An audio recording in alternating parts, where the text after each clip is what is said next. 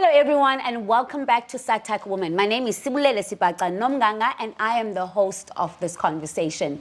Today we are talking to Taonga Chilalika, who is an Advocacy and Policy Officer with PATH. She does incredible work as a global advocate around the world. You know what this podcast is about, right? It's about highlighting incredible women who are doing things not only in South Africa but around the world. Now, let me tell you what this amazing guest has done over the past couple of years, right? There's quite a few things she's done, but I really want to highlight the work that you've done recently at the World Health Summit that was taking place in Berlin. I know that a lot of your work there was around digital health and implementation in Africa, but tell us a little bit about your experience. What happened? Hi, Sibu. Hi, everyone. I'm so thrilled to be here, and thanks for inviting me. The World Health Summit was really interesting. It was such a wonderful opportunity for me. I had the pleasure of moderating a panel discussion with very high-profile delegates. I have to admit, I was so nervous. I don't think it's often that women have the opportunity to actually sit on a global stage and moderate a conversation. And you know, as young women, we tend to have imposter syndrome. I was like, wait, do you want me to moderate this conversation? There's the Minister of Health of this country and the Minister of Health of the other country and WHO delegates, and I'm just like, but I'm just, you know, an ordinary person. I'm just Taonga, and how do I have the voice to be able to moderate this conversation? And it being Women's Month, I think it's just testament to that, you know. Sometimes you're called to do something and you feel like, am I the right person for the job? Am I the right person to take this on? And does the world think that I'm the right person to do this? Do I have the voice and the authority to actually moderate this conversation? So I went into it just feeling really nervous and uncertain and unsure, but I put in the work, I prepared for it. I also had the team that I worked with was such an incredible team that really believed in me. And I think it's so important when you have people that believe in you and they believe that you can do it, that enables you to actually have the conversation. So World Health Summit, we had this 2-year project. We were collecting lessons learned for digital health implementation projects in about 5 countries. There was South Africa, there was Ethiopia, Malawi, Burkina Faso, and Tanzania that were doing incredible work in the Ministry of Health, really digitalizing healthcare. And we had the opportunity to speak to the delegates in those countries and collect information and interview them and just talk around what are the successes that you have come across, what are the challenges you are facing in digital health implementation. And then we built this model. It's called the Data Use and Acceleration Model. So World Health Summit was an opportunity to really disseminate the findings from that model and to interview the people within the ministry that are at the forefront and in the leadership positions to be able to make that work happen. So it was a very interesting conversation and I enjoyed it. It was the first time that I actually felt like, you know what, sometimes you just have to believe in yourself and go out there and if anything else, just try your best, put the work into it, prepare. I know one of the things that I've always learned from my dad that he told me like at a very young age is that failing to prepare is preparing to fail. And every time I have the opportunity to put myself out there, I show up, I prepare, and then I leave the rest up to the universe. To just carry you. Yeah, it was a really good opportunity, and I thoroughly enjoyed it. I love that, and I think what you are, you know, with your experience, what you're raising for me is how very often young people don't see a future for a career in global health, and how you have merged technology, right, with global health. How do you think you've navigated, and I know you've been in the global health space about 5 years now, how have you navigated finding a career in this space, whereas other young people might have said, global what? That is such an interesting question. And probably when I graduated from university, the last thing that I was thinking about was global health. Global health. I actually didn't even know there was a field for global health or a career path that I could forge in global health. I started out as an analyst, business analyst, and I was literally that person that was crunching numbers, analyzing data, and designing infographics and disseminating information and translating data into information. And I did that from an employee wellness perspective. And I know growing up, I always thought that I would would end up in health in one way or the other, but I wasn't fully sure how that would happen. Then I had this amazing opportunity that first came up for a local public health organization, where I went from analyzing data from an employee wellness perspective into analyzing data for implementation projects in the HIV space. Right. And then once I had that sort of experience in public health, then I saw this other opportunity that was about advocacy and policy for global health. And I thought, well, that sounds interesting. So let me just again put myself out there. I sent my CV to Path, who is my current employer, and had the wonderful opportunity to really meet the lady that interviewed me. And again, I think she saw a lot of potential in what I could offer the organization. And 5 years later, I'm still here, and I'm really enjoying it. And I think for young people that are maybe graduating from university, there are so many opportunities, and we tend to get stuck into, okay, I want to go into medicine, I want to go into accounting, I want to go into nursing and all of these mainstream careers, but there's just so much more out there that we can forge career paths in. And the other thing that I think that's sort of changing in the global health landscape is I remember at a point when we had a lot of international nonprofit organizations that would come into African institutions with all of these expertise, and they're like, oh, we are global health experts, and I have a master's in public health, and I have forged this path in public health, in global health. And now you have this wave of young women and men as well that are like, actually, I can do an MPH, I can forge a path in global health, and I can be the expert that is actually local expert that has the local context to be able to drive the policy changes that we need for women and young people. So I think I like seeing the sort of transformation that is happening, although it's gradual, but it is still happening. And I think it's at this point in our lives, especially with the pandemic, with COVID-19 and everything we've learned from there, where we're like, actually, we have the expertise on the continent, and we should be the ones actually driving the policy agenda. So, and I like that you speak about policies, which leads me to my next question around what are some of the policies that you've seen that have really been put in place to empower women and girls?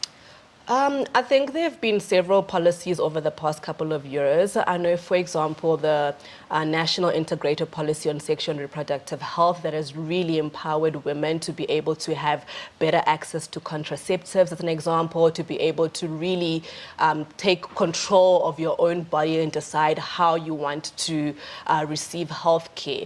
And even outside of the policy field, even from just like a research and innovation perspective, there are so many devices and technologies that are coming up.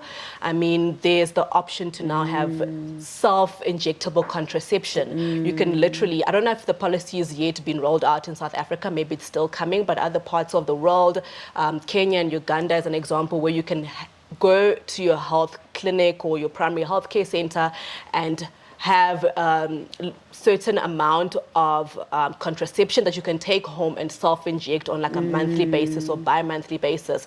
And I mean, that is really empowering, especially for women where you have some context where you don't have the ability to actually seek contraception because you're afraid of what your partner may say or what the community may say or what religious authorities may say when you're going into the clinic for contraceptives. But if you can go in there and you have a monthly supply, you can inject it in the privacy of your own home, you feel empowered to be able to take control of your own body.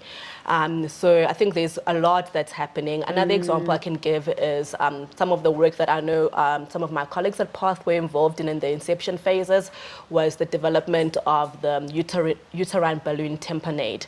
So there's a massive opportunity for innovation on the continent, and the development of this particular device was actually done in South Africa by local manufacturers. So currently, like the statistics show that there's about 120,000 women that are dying from postpartum hemorrhaging, right? And that is completely preventable. But if you are in a rural hospital, somewhere in the middle of a rural community in, I don't know, in KZN or in Malawi or anywhere in the village, and you've just given birth to a healthy child, but the healthcare professionals cannot get you to stop bleeding. I mean, that is, for you to be able to get to the nearest tertiary hospital could be about 100 kilometers, 200 kilometers. What do they do? So there's this innovation where you can actually use a balloon tamponade that they insert a balloon, an innovative balloon, into your uterus, fill it with water, and it expands and constricts the arteries in your uterus to prevent you from bleeding or to minimize the amount of bleeding, either to stop it at that point or to a point when you have access to a tertiary hospital. And it's something that is so simple that people have been doing using condom catheters in primary healthcare centers that's been formalized and has been introduced and commercialized. So it's things like that, you know, in as much as we may think that the policies are not progressive, they are. And one of the things that I like about being a member of SAHTAC is the opportunity to advocate for increased funding for research and development. If you have all of these creative innovators and scientists that are doing this incredible work, let's support them. Let's invest more. Let's give them the money. Let's give them the opportunity and the right policy environment to thrive so that we have access to low cost, affordable, and quality healthcare. So I don't know about you, but I'm learning so much here. I told you I'm bringing you a local girl with global understanding. I'm here for you. I got you. Tell me a little bit about what you feel is the disconnect between these great innovations, great policies, and implementation on the ground. Oh, that's such a great question. Maybe a little bit of a difficult question for me to respond to as well. I mean, there could be a disconnect from the innovation to implementation on the ground from a policy perspective. We have innovative policies. We have R&D policies that are developed at a global level, at a regional level, that are maybe not as adequately interpreted at a national level. But also I think one of the things that may be hindering our progress is competing priorities.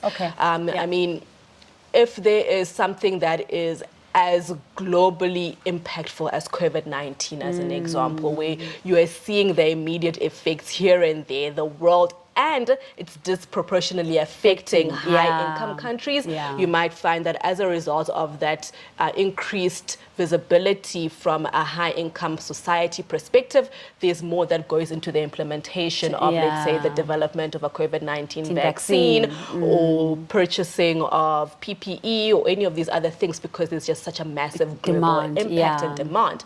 But if you are, let's say, there's neglected tropical diseases that are cholera or diseases that are affecting this particular population in a remote in Rwanda or the Congo or somewhere like that, where unfortunately the voices are not as loud as global voices or voices from high income societies. That could be a disconnect in terms of the implementation of those actual innovations, but also maybe just a supportive and conducive policy environment where the innovators and the policymakers and the scientists and civil society are actually talking to each other and are saying, this is how we can get these products to the people that need them the most, or this is how we can get these innovations to the people that need them the most. So that level of respectful partnership between the different spheres of research and academia and civil society and us that are the recipients at the end of the day,